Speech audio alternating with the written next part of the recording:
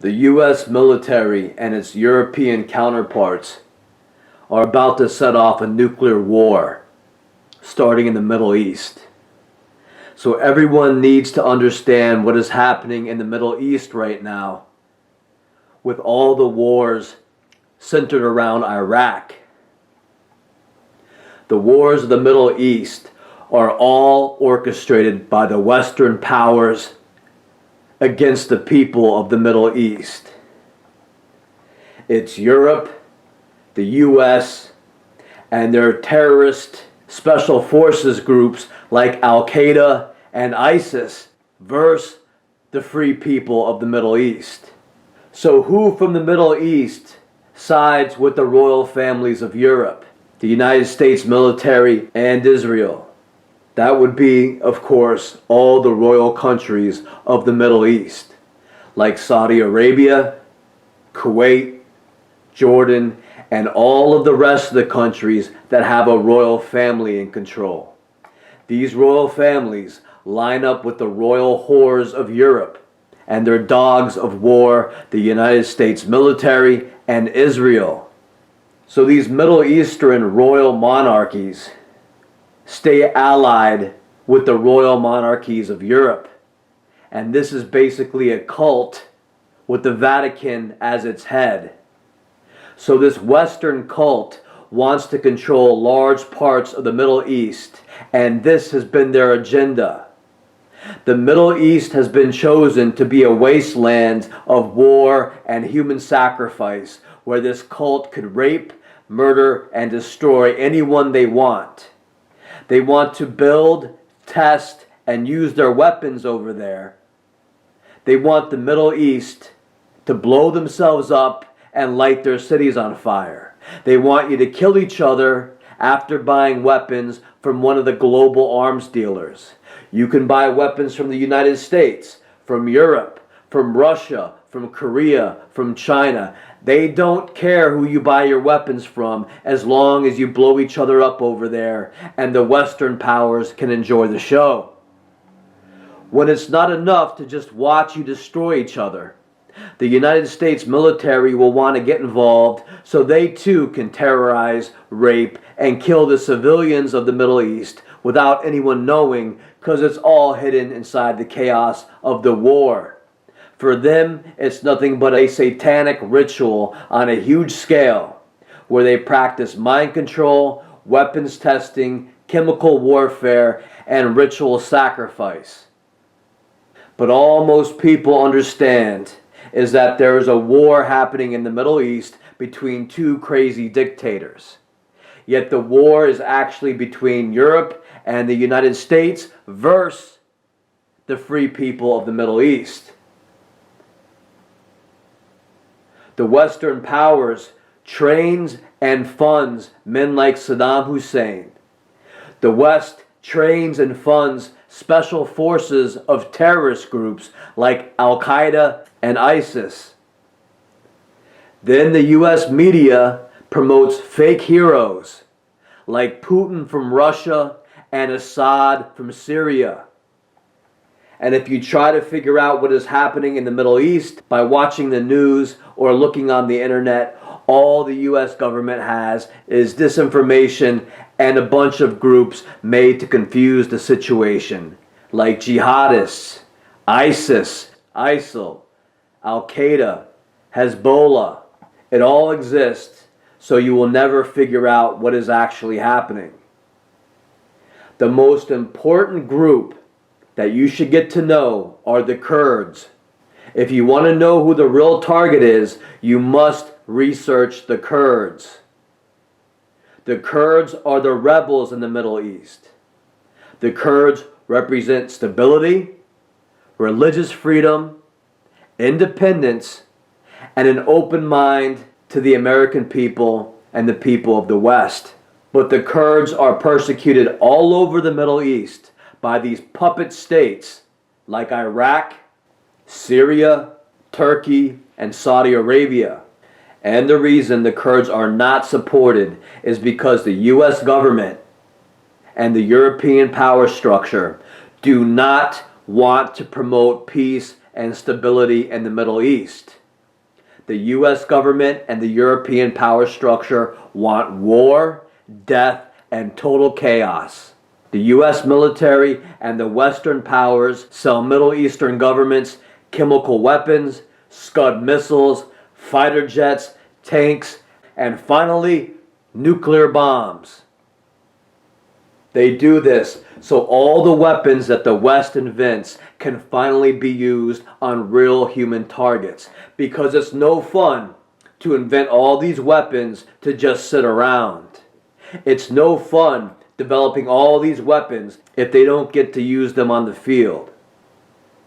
So all these wars in the Middle East are dreamed up by Western powers so they could use weapons of mass destruction and then move in to torture and sacrifice millions of you.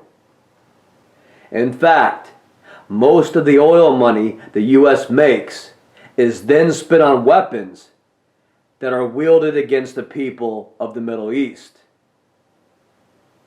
There is no more American government. There is no more American Republic.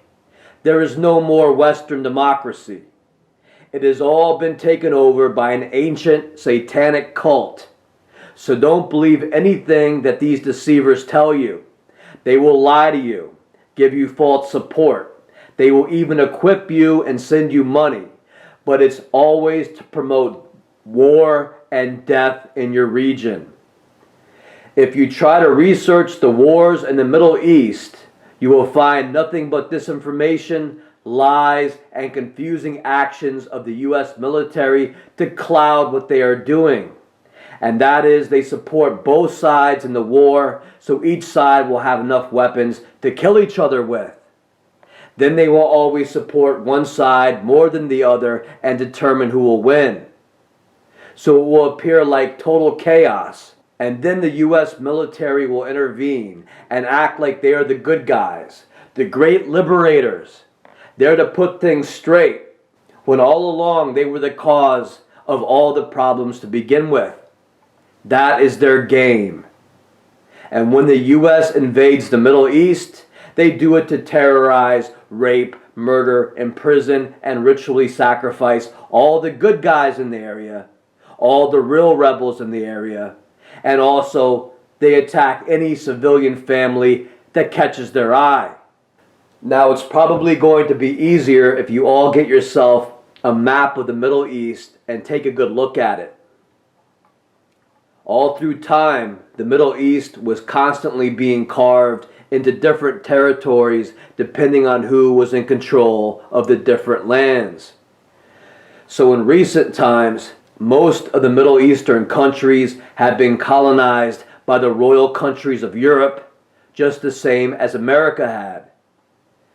The powers of Europe had divided the Middle East up into areas and then elected certain royal families to be in charge of the different Middle Eastern countries who took their orders from Europe. So you had the King of Arabia, the King of Egypt, the King of Kuwait, the King of Iraq, the King of Iran. In the 1950s and 60s, some of these Middle Eastern countries overthrew their monarchs and tried to go in the direction of republics. They wanted to form Islamic Republics.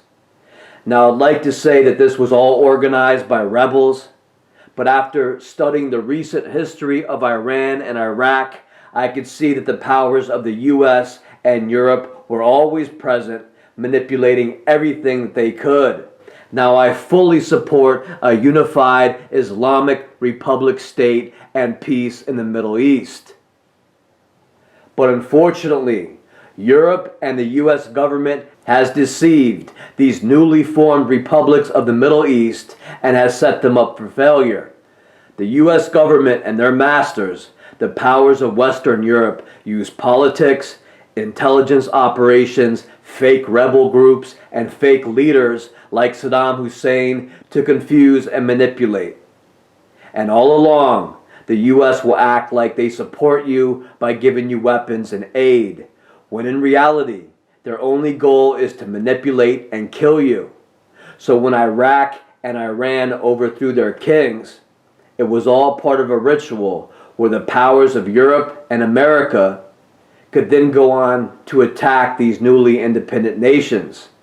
So that's how much the U.S. government respects newly formed republics. Ultimately, this is how they think. So you don't want a king anymore? You don't want the royal houses to handle your affairs any longer? Fine. Then we will show you how we will play in the realm of international politics and war. You think you got what it takes to break away from the cult and represent yourself?